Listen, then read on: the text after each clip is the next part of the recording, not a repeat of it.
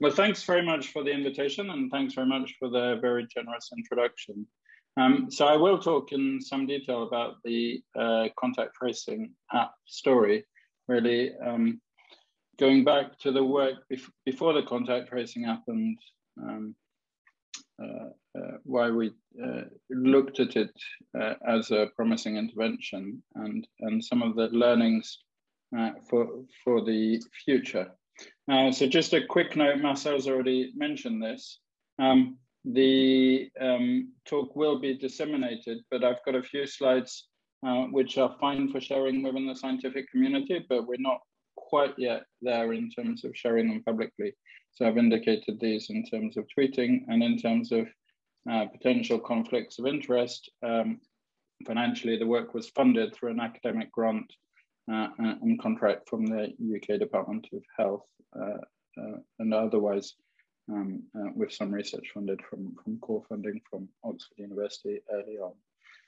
But that's it really in terms of funding.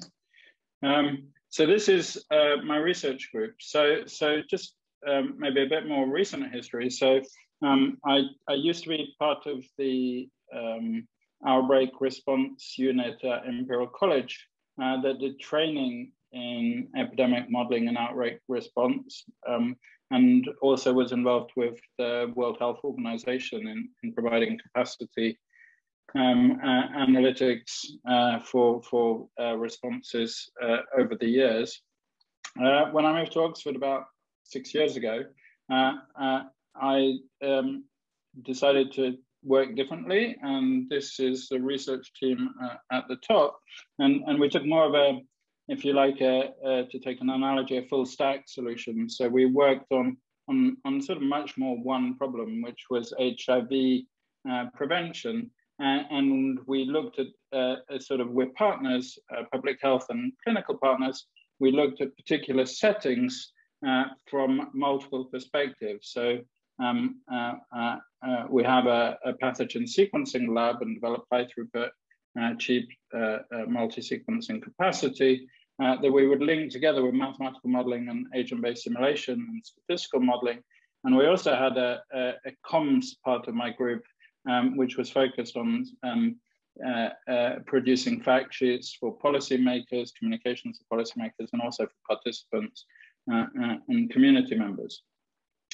So the structure of the team was really good, really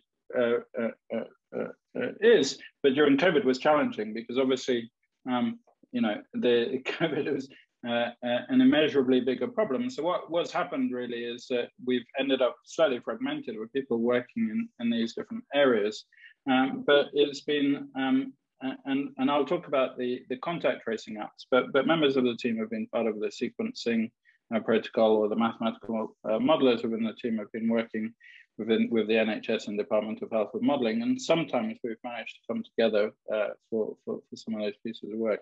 Work was done very closely with other scientists, predominantly from the Turing Institute, who also worked with the NHS, and obviously with members, civil servants really, and consultants who developed the app itself.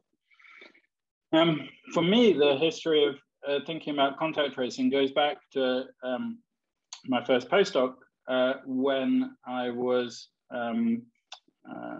ended up working on SARS coronavirus 1, a very similar virus in many ways to SARS coronavirus 2, and ended up with a close collaboration with the Hong Kong government, which was one of the major foci of transmission.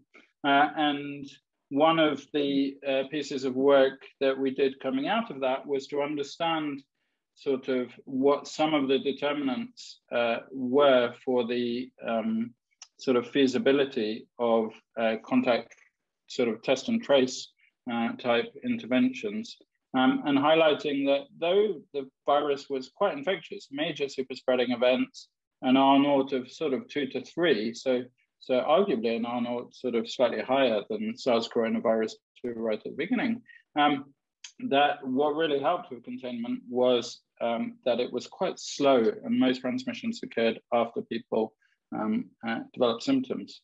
It's actually slightly remarkable, you know, when people talk about the futility of containment, you know, and inevitability of endemicity, it's worth noting that this is one of several major international outbreaks. Look at the map at the top, how many cases there were around the world, quite how much exportation there was over a very short period of time in 2002, 2003. And the outbreak was fully contained with no lockdowns using a test, trace, isolate policy. So we certainly have evidence that test, trace, isolate policies can be incredibly effective and prevent pandemics.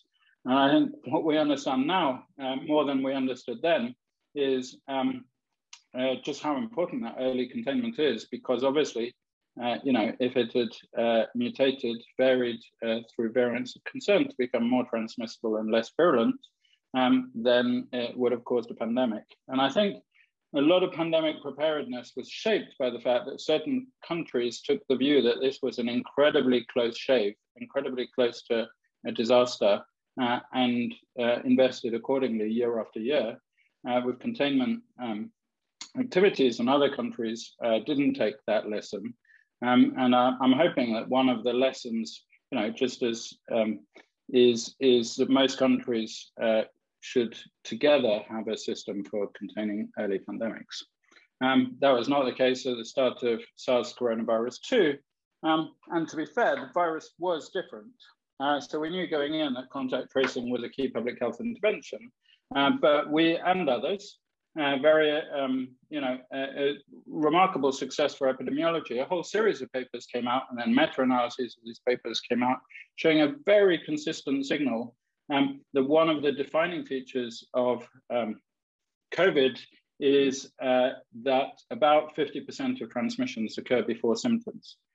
So really this is, in some ways, the transmission is very typical of other coronaviruses, you know, super spreading. Most people infect nobody, some people infect lots of people, aerosolized transmission, you know, being very dramatic examples. But this is really the key difference. One of the interesting things is, looking back on it now, is, you know, R0 early on was quite low. It wasn't, right at the start, the outbreak wasn't massively infectious. The really dramatic thing that's happened from a virus side, obviously dramatic from public health has been the vaccine, but from the virus side has been this ramping up of infectiousness through these big jumps with an R0 now in the range of 6 to 8. Interestingly, the timings are not radically different. So the infectiousness has increased dramatically, but the timings, the pre-symptomatic transmission and so on is not, we think, very different from where it was right at the start. So we had the idea, and Marcel had looked at this some years before, and several groups had the idea, but we had the idea that digital contact tracing, by speeding up the process.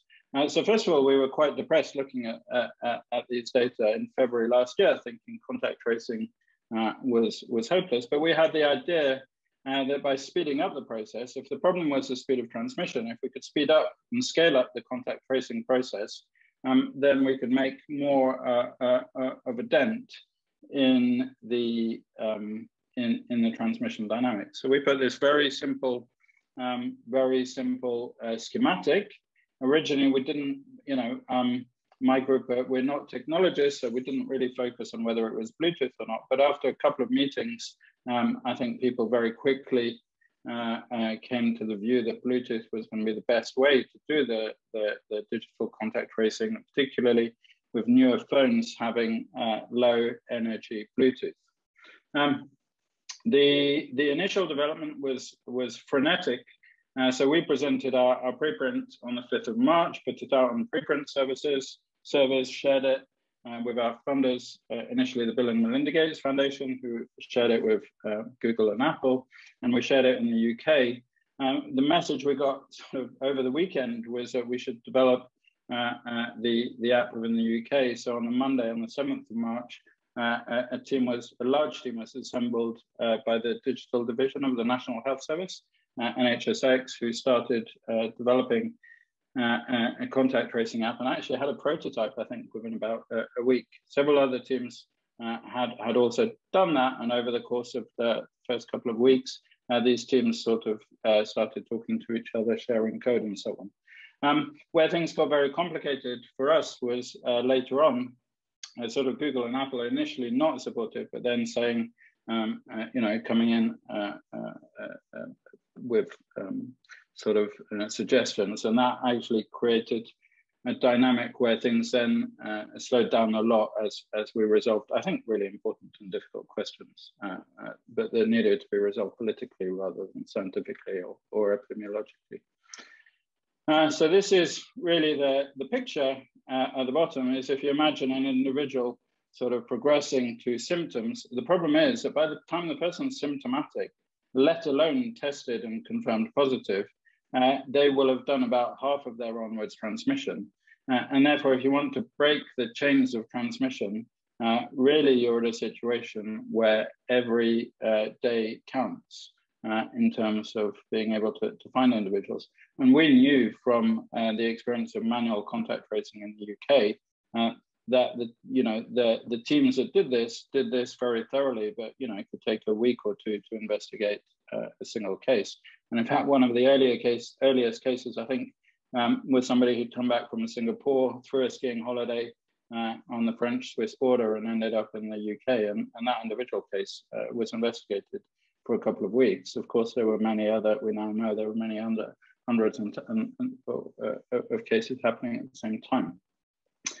To cut a long story short, over a period of months, 3 protocols were developed. One, which is by far the dominant one in use, was developed from the Swiss work, the D3PT work, Kamala Troncoso, Marcel, and others, that was then taken up by Google and Apple into the exposure notification system.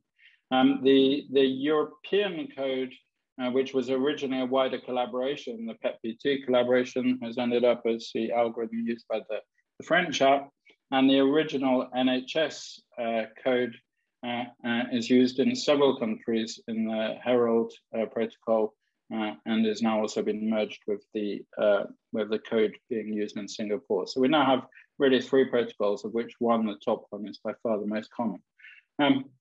Just really like to pay tribute to this really important piece of work from the Swiss team, which really, I think, sort of cemented the idea that you could do a lot in terms of contact tracing within a privacy-preserving environment.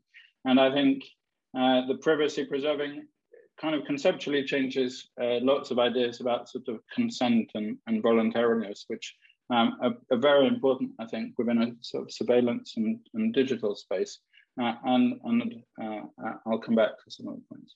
So the way the system works is now working in 41 countries and 21 US states. It's available for a health authority to just turn on. So you can literally turn on the EN Express version, which is embedded in the operating system, so that you don't need an app. You can just ask users to consent to have exposure notification enabled, or the health authority can choose to deploy an app that needs to be installed. The way it works is that when 2 individuals come into contact, they exchange keys, which are sort of temporary keys, which are shifting all of the time, and attenuation scores, which tell you about the proximity, and a couple of additional bits of information as well, but really minimal to make sure that you preserve the privacy. When an individual tests positive, that key is shared with a server, which means that it's then shared with all other individuals. And when you have a match in your key, the app or the local authority or whomever really can then determine an algorithm that says, well, let's look at this contact. Was it close enough? Did it last long enough for it to be really risky? And if it is risky, then the person who came into contact receives a notification, which then can result in different actions. So it can result in a person being asked to take a test. It can be a result in a person being asked to contact contact tracers, and it can result in a person being asked to self-isolate. In the UK, people were asked to self-isolate, and they were offered the option of having a support payment during that isolation period. if they were on a low income. We now understand, one of the things we now understand is how crucial step 2 is, and that has been really the weak point of this system. Entering test results and sharing keys within the app is something that hasn't really, that has been a limiting factor.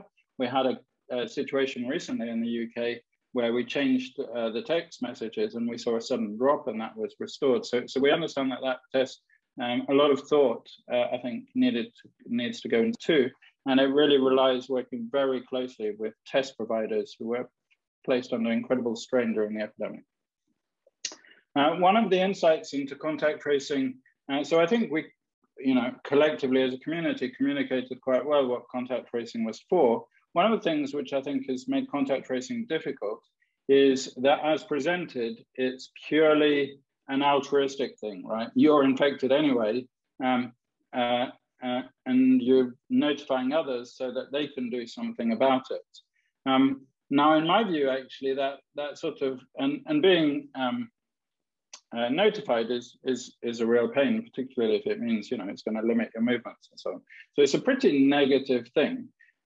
But I think one of the things we haven't necessarily done a very good job of is communicating what's in it for me in terms of using the app. And the way I think about it is a lot of the sort of communication has been based, I think, on a picture a bit like this of how the epidemic works on the left, which is that you have this transmission tree, and you identify a case, an index case, and you find all of the people who they've recently contacted, and some of them are infected. So you've got on the right, you've got all of the people who are contacted, some of them are infected, shown in red, and some of them are not infected, shown in green. And the idea is to, as is often presented, is to isolate or identify the people who are infected in red and to not identify the people in green. So you contact trace a certain fraction of these, and you miss others because they didn't use the app or because they weren't recalled by the index case. And is regarded as inefficient to notify people who are green, who are not infected. In fact, in contact tracing, some of the terminology states that these people are false positives. And I think that's been something which has worried people and been a limiting factor in terms of the effectiveness of contact tracing. But I would question that, and sort of in terms of concept, this would be one thing that I would say is a takeaway from this talk, is that in reality our social networks are very clustered. We tend to meet the same people again and again over the days. Our contacts, our friends, our acquaintances, colleagues, if we contact 2 colleagues or 2 friends, the likelihood is the 2 of them will contact each other as well. There are lots of triangles within our social networks. And that means that if you imagine yourself as a person who's received an exposure notification that you're in contact with somebody, if you think of yourself as operating within a very clustered social network, as shown here on the right, then in fact, receiving an exposure notification is telling you some pretty immediate information about the virus being within your contact network. And in fact, that maybe being careful for a few days, particularly if you don't, you're vulnerable, might be a good thing. And I think in terms of thinking about the future of contact tracing apps, maybe that sort of personal information system, the local information about your contact network that's received in a private way might be a very powerful way in which this intervention evolves over the years. The second thing which has sort of evolved conceptually was brought in, I think, predominantly by this paper by Endo and colleagues, is that we need to separate backwards and forwards contact tracing. So one of the things that this modeling study showed is that if you do backwards contact tracing, so you're not just trying to find the people that person infected, but all of the people who might have been infected, your index case, so you go backwards in this transmission tree. And then you go forwards again from them, then you can map out your transmission tree. And with PCR, you can do that, and that in doing so, you would actually prevent many more infections because you would likely find the super spreaders quite quickly in the super spread events. It's difficult to do in practice. I think the Japanese manual contact tracing system is held as an example of a system which is focused on this. One sort of surrogate you can do for this is the QR code checking in system, where people check in to risky venues. And this has been done. It's been done in a variety of countries, including with the original app in the UK and the Swiss app. And it did pose some difficult privacy questions, but you could identify people who were co-located within the same place as being the source of infection. I just wanted to point you to our website if you're interested in the original development of the app and the algorithms and the modeling that supported it. I just now want to jump to the evaluation. So with these concepts in place, this is the story of Avara. The very large team was assembled in the UK that brought together some of the work that was done first independently on the NHS, and really the work on sort of linking with testing systems, and also the work on using Bluetooth signals to evaluate distance, and of course the work done by Google and Apple, which built on the Swiss D3PT protocol. So the app was a multifaceted app that did exposure notification, but it did other things, such as give you local information, allow you to check into venues, allow you to test whether your symptoms were consistent with COVID or not. The controversial bit allowed you to order a test and get the test result directly within the app, and had a countdown timer that told you after testing positive or after being exposure notified how long you should isolate for. We're pretty confident that the main effectiveness has come from the basic trace exposure notification function. The others have been useful in terms of engaging people, making life, hopefully improving life for people, but the epidemiological effect has come through contact tracing. So to evaluate it, the app, we looked at a number of different ways, but we ended up sort of really over the first week of use of the app with 21 million downloads. I think it's up to 28 million now, and about 16.5 million regular users. That number is down now from those high levels. And sort of usefully from an evaluation perspective, but problematically from an effectiveness perspective, the uptake of the app was very heterogeneous across the country. People identified themselves as being part of a particular postcode area and local authority area. And you can see on the map, or maybe you can't see, but the areas of highest app use tended to be the more affluent, more rural areas. What we did though is compare this to the geographical distribution of cases at different time points throughout the epidemic. One of the things that was interesting from an evaluation perspective is that the app changed over time such that we had something of a natural experiment. At the time the app was being used, testing was free, widespread and accessible. However, people who received an exposure notification were not asked to test unless they were symptomatic, which meant that determining the secondary attack rate was quite difficult.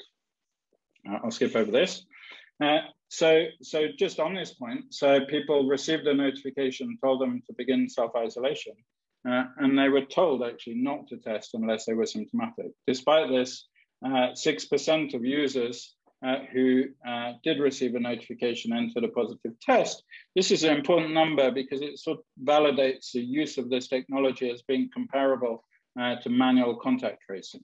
Manual contact tracing, the similar number was a bit higher, about 12% in household, and similar for random contacts outside of household.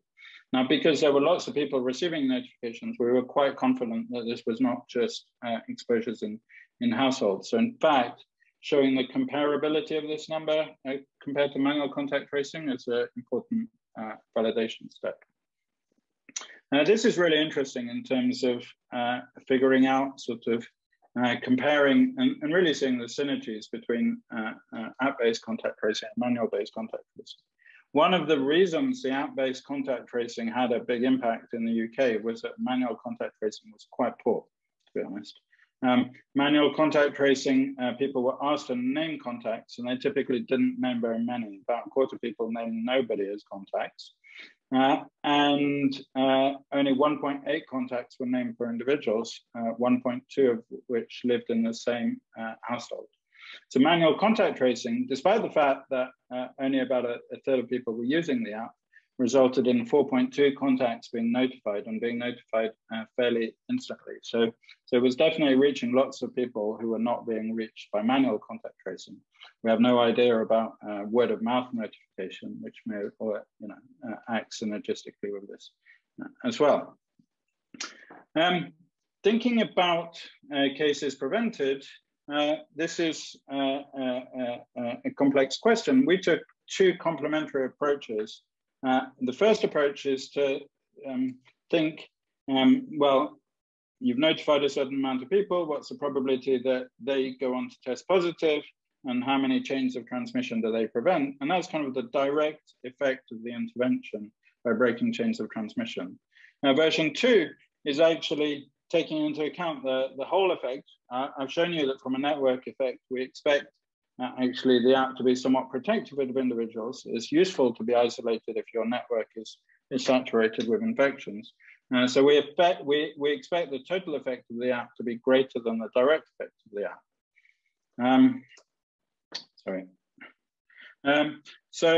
Of course, the way we would have done it, in a perfect world, would be to do a randomized trial where certain areas would be randomized to using the app and certain authorities wouldn't. What do you do when you can't do that for a variety of reasons? Miguel Hernan and James Robbins sort of argue that what you should do is you should analyze your data as if it was generated by a trial. So try to focus as much as possible. It's quite a subtle idea, but well, it's subtle to me anyway, that the the closer you get to analyzing your data as if it had been generated by a trial, the closer you're going to get to the causal effect.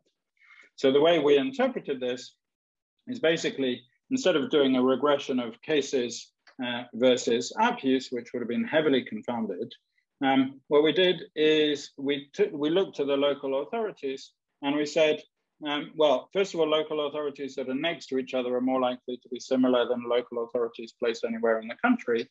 And then secondly, we said that if local authorities had a similar number of cases prior to the app launching, then they probably have a similar-ish propensity for transmission in terms of the confounders, things like poverty and so on, that are known to drive transmission.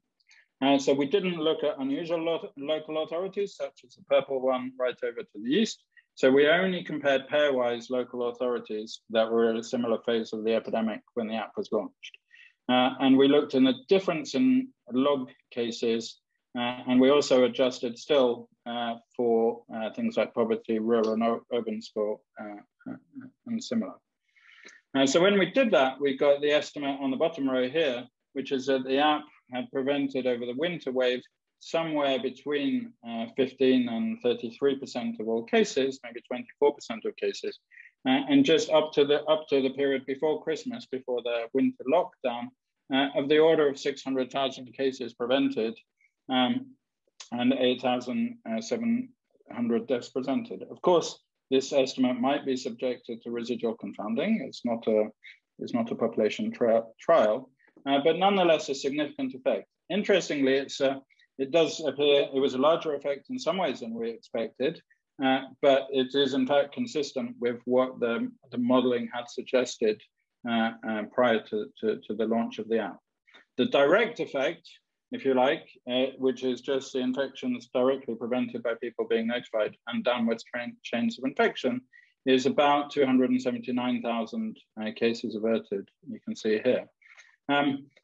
Having updated these analyses since then, these numbers continued to be true right until the emergence of Delta. Of course, now this analysis has become more difficult in the last few months because its app use has become very confounded with vaccination. So we think we can update these numbers for roughly the first year of the app, but after that, it basically becomes very difficult. But we continue to get a reduction in cases of this order of magnitude. One of the natural experiments which was interesting is that the app was released in a mode where it didn't send out very many notifications, and it was upgraded at the end of the first month of operations. That resulted in, per index case, 2.5 times as many notifications being sent out. And what's interesting is that when you estimate the effect size in terms of the app reducing cases, you get the exact same factor of 2.5. So the app becomes 2.5 times as effective in terms of cases averted. One of the other interesting measures is you can sort of extrapolate from the app how many contacts cases are having. This is a bit different from contact surveys or Google mobility surveys, because this is not the general population. This is people who have been reported as contacts. How many contacts did they have in the 2 days prior to developing symptoms on the day? And you can see a normal contact rate is about 30. This is established from pre-pandemic surveys. And in fact, we reach those normal or higher than normal levels at Christmas. But again, in June, we saw this rapid increase in contact rates. And June was really at the start of rise of Delta. So we were able to see really early on that the epidemic was accelerating because of increased contact rates in June. What's been quite surprising since then is, despite being a relaxation of all of the rules, the contact rates really went down right over the summer and into the autumn. And that's reflected also in contact surveys. And we're now at a sort of lower level of about 15 to 20 contacts per user. I can't talk about the summer without talking about the pandemic. It's fair to say that by the middle of the summer, this was not a popular intervention. We were making the headlines on all of the newspapers and all of the news media, shelves empty. I think it's fair to say we don't have a pandemic now, and we still sometimes have empty shelves. There are more problems that are written and food logistics than just the app. But anyway, this was the publicity. And the key thing is that it happened just after the Euro final. So what insights did we get into that? So what was interesting in terms of the dynamic is that the pandemic occurred when we had a peak of transmission, very high contact rates at that point. And there were predictions by most of the modelers saying, that it was certain we were about to hit 100,000 cases a day, maybe 200,000 cases a day. So the question is really what happened? And I think what happened is that through a combination of the different contact tracing measures that all happened at the same time, we essentially had something like a localized lockdown on around people who had very high contact rates because of the football final. And this will have been one of the factors that contributed to the break in transmission. So and we can see that one of the things we see with the app data is that the risk scores associated, the Bluetooth risk scores, are quantitative. And one of the insights that we've had, and we've had this repeatedly now over the summer, is that mass gathering events are not actually people having lots of close contacts, but the close contacts they do have tend to be closer. Maybe as people celebrate and so on, they have really close and extended contacts, which are not actually part of normal everyday life. So to look now move gears in terms of the outlook. First of all, at a global situation, many teams have contributed to this.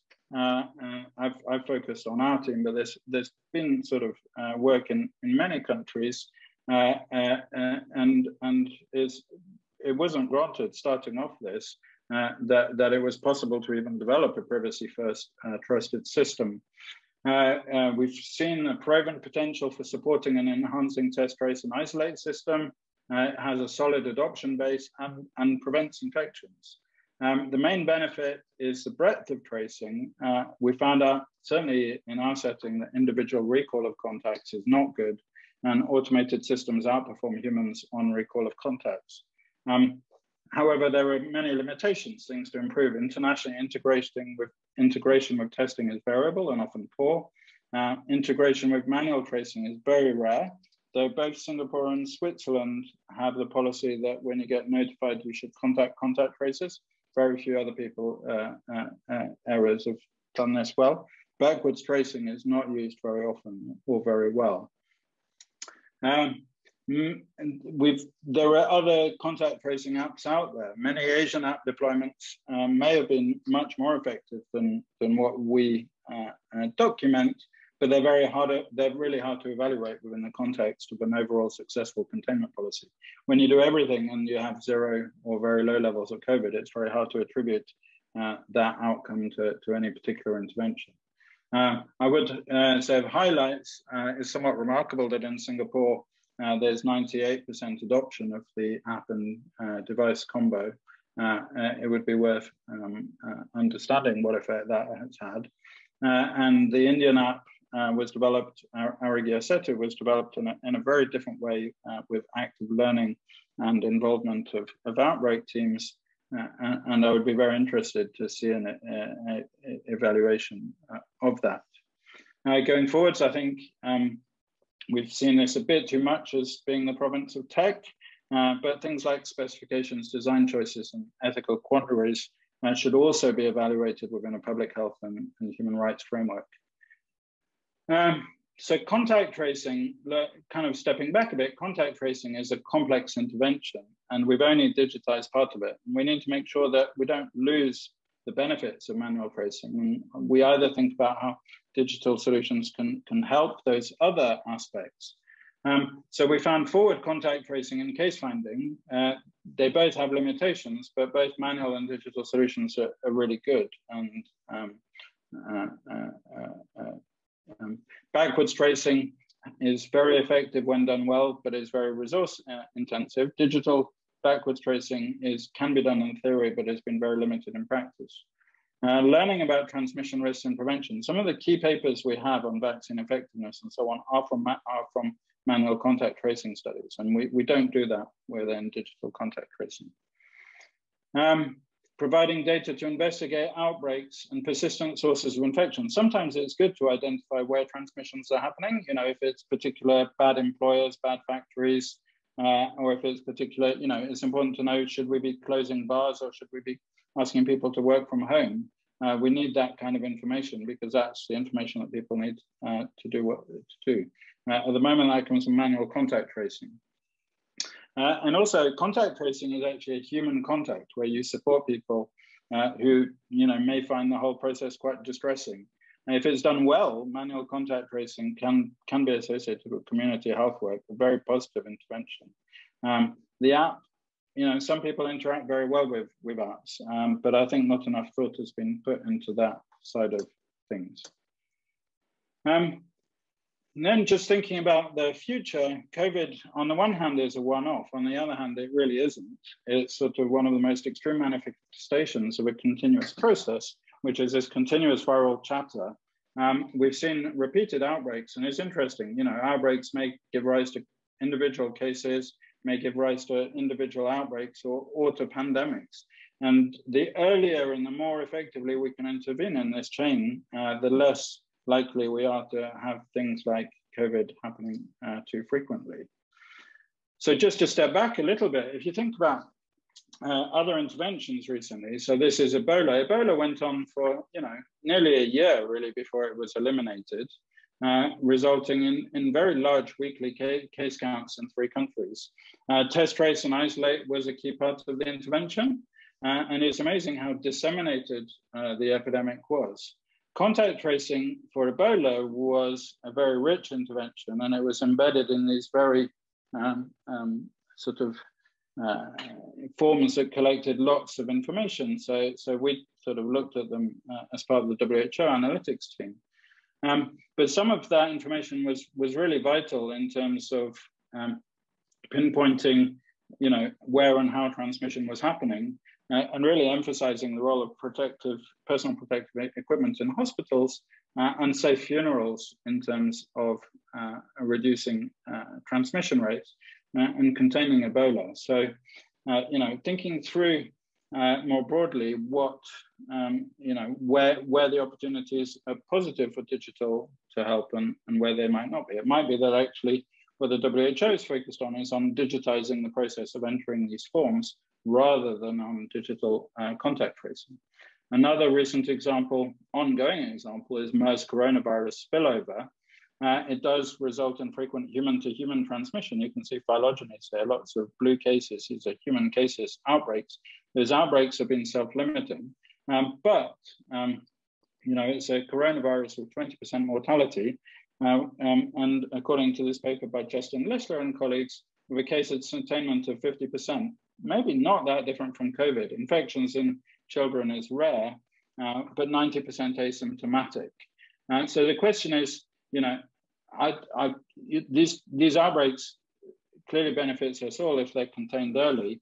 What are the digital solutions? So which digital solutions may enhance our chances of containing outbreaks? What is the future integrated ecosystem? So historically, contact tracing and outbreak response is a rich, multifaceted behavioral intervention. Digital exposure notification does one aspect very well, and other aspects not at all. And what is the future governance for this type of work? So thank you for your attention. Thanks to the amazing NHS app team, many people who are not scientists or academics and don't get credit in public. And thanks to my team and collaborators on this work. And thanks to you, Christophe, for an extremely fascinating talk. I want to jump right into the questions, and I mean, many of them obviously pick off of your last slide in the sense of what's next. Christian Althaus, for example, asks what you see in terms of the potential for the app once this virus becomes endemic, right, in quotes. Preventing onward transmission might be less important then, but it could still be useful to know whether you have been exposed. And maybe, in the same context, and that's also from another question, to what extent, your reflection about this system actually never originally being built for the long term, and how it could potentially be used for other diseases, and if it should be, and what the legal framework is for all of that. So that's many questions all at once, but you see where I'm getting at. Yeah, I do. I think it's a great question, and I don't have it's something I'm sort of starting to think about, and colleagues starting to think about. There's meetings and discussion. I'm not sure that anybody has a really good answer to that question, and it's kind of also what I'm getting at the end. I would like to have the best systems possible early on to prevent outbreaks, but if that's going to happen, those systems kind of need to be pre-existing. I think there's also a lot of people who believe that we shouldn't have a digital surveillance tool permanently switched on, and I also have sympathy with that. I think one of the interesting things, and I'm kind of pinpointing, coming back to this picture here on the right, is if you see it as a personal information system that you adopt voluntarily, then that becomes maybe it becomes a bit more niche, I don't know, but it becomes something that provides you with immediate benefit. There are certainly people who would feel quite positive about knowing what viruses they've been exposed to, and what tests are available and what to do with respect to different viruses. There are many people who might not want that. It's certainly not a debate that we can have amongst ourselves. If we have a debate like that, that's in some sense, it's a societal debate. Also, it's linked to testing, right? I mean, we're probably not going to continue community testing, PCR testing indefinitely. It's certainly very expensive. It might be, though, that we do keep up availability of cheap lateral flow antigen tests, and that those develop for a range of pathogens. So I think it's a great question. The Google and Apple have, when they built the system, they did make a commitment to turn off the exposure notification functionality. That was a time limited, that was a time limited thing that they took on. Though there are no clear criteria for turning it off. But that is slightly separate from what do you offer the user base. What's clear in the UK is that the offer for the user base is about sort of personal information system, all the sort of elements which are, you should self-isolate and so on are being removed. So the move is much more towards that personal information. Mm-hmm. Okay. There's another question more with respect to phylogenetic information. So Mo Abbas asks, and thanks you also for the presentation, that he's wondering whether any work had been done by your group or others comparing digital construction of transmission trees with phylogenetic measures in order to evaluate the accuracy of the ping. Yeah, so just to be, so the short answer is no, we haven't, there's no cross-referencing of phylogenetic data and app data. And the app data doesn't reveal the transmission network. The app data is egocentric. The transmission trees are never generated by the app. So what we can do, the only measure we have really about the accuracy of the app is your probability of testing positive after you've been notified by the app. There have been some studies of people who've been pinged where they've been proactively tested, sort of proper secondary attack rate studies, but they haven't reported yet. And we're doing ongoing work also looking at the correlation between the Bluetooth attenuation scores and your probability of testing positive, but we have no way of linking, of creating transmission networks from that data. Okay. So there are a few other questions. Whether you could compare the secondary positivity rates with prevalence in the population? Yes, we've done that, and the ratio varies over time. During troughs in the epidemic, it's, the ratio is about 30. During peaks in the epidemic, maybe it drops to about 2 to 3. Okay. Then I guess in terms of timing, also the last question, but that's good because it's a provocative question. So Thomas asks, Thomas has been doing a research on app adoption in Switzerland, where privacy concerns were the important limiting factor, which is of course somewhat ironic given that privacy preservation was sort of a key aspect of the system. The argument is now here that by doing this, privacy became the major subject in the press coverage. And so the question follows whether a less privacy preserving but easier to understand system would actually have been better for adoption rate. I mean, there's a lot of assumptions in there, but it's, I think, a good provocative question. It's an interesting question, and I suspect that Switzerland may have more of a historically a culture of privacy than the UK does. In the UK, I think privacy was taken on because it was the right thing to do, not necessarily because it was that popular. In fact, a lot of surveys and experiments, the work behavioral group did surveys and Imperial did surveys showing that privacy was not a major concern. A lot of app users didn't actually believe that the app was private, but were happy to use it nonetheless. That may be the result of, well, first of all, as we all know, we're also the country with Cambridge Analytica and so on. So there tends to be quite a low trust, but people's predominant concern in the UK was whether it actually worked, whether it prevented infection. And that's kind of why we focused on trying to get data on that. And it was also our sort of requirement for the data guardian and so on was to look at effectiveness. And actually the bit which is really uncomfortable, but that was a popular opinion, is that people were quite unhappy about the fact that they were sort of doing the right thing and using the app and that their neighbors weren't. So that sort of voluntariness was actually something that the people were quite unhappy with. That doesn't mean I don't think that privacy was the right thing to do. I think it is, that having a system that's private was the right thing to do. And actually a lot of,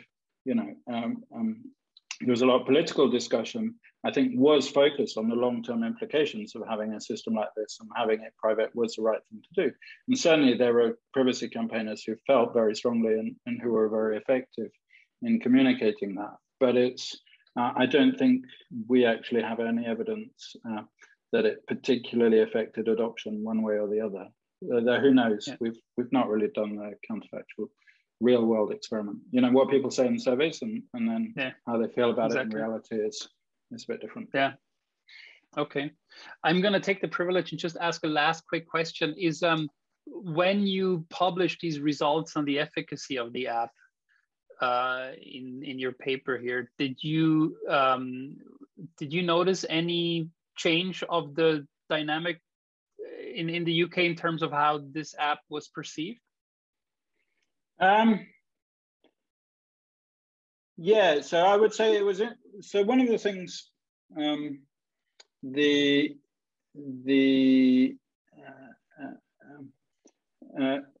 think what happened is during the pandemic we had quite a hard time in the media, and actually a lot of what was interesting is that there hadn't been that much sort of politicians speaking positively about the app, and there hadn't been that much positive public debate. And actually what we saw is when the app was put under a lot of pressure by the politicians from all sides of the spectrum sort of came out and said, actually, we need to defend this thing, and you know, and actually then started accusing the government of undermining the app, and you know, because so what we saw is instead of sort of using it as a way of one of the things to criticize the government with, the dialogue changed to criticizing the government for not looking after the app properly. So I think that was sort of where the change happened. All right, good. Well, thanks once again, Christophe. As always, a huge pleasure. Thanks for making time. Hopefully sometime soon, right, we get the chance again to meet in person. Probably not in the coming weeks, but let's hope after this we'll finally get to a stage where that will be possible. So thank you. Thanks for the invite and for the great questions. Yep, thank you also to the audience for the good questions.